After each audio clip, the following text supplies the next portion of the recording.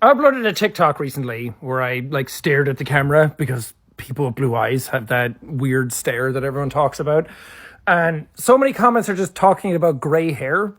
And I've talked about it a lot previously in different videos. And when we were doing the Brain League podcast, I talked about it there. But I've been going gray like most of my life. Since I was 16, I remember being at a friend's house when I was 16 and seeing my first gray hairs. And my friends were making fun of me for it.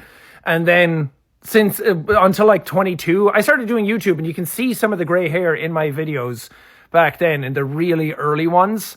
And like some of the Vine videos that I did that all got uploaded to my channel. I've had gray hair the whole time. I started dyeing it then when I had the green hair. I started dyeing it green, and when I dyed it back brown, it started to be really noticeable that the gray was coming back in because I dyed it brown to get my hair back to its original color instead of being green. So ever since then, it was really noticeable that I had gray hair. So I started dyeing it brown like every 2 months for a really long time because it's all people could talk about. And I was like, I don't want people just to talk about gray hair all the time. But this year, I decided I don't really care anymore. I'm not going to dye it anymore. It's too much upkeep. It's too hard to do.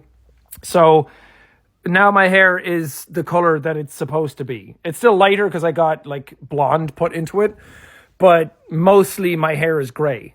It's going to be very gray when it all grows out. I have very gray hair. I don't know if it's the stress. I don't know if it's being Irish, being alive. It's hard to be alive. It's hard to not have stress. So I'm going gray. I'm a depressed man. I'm anxious.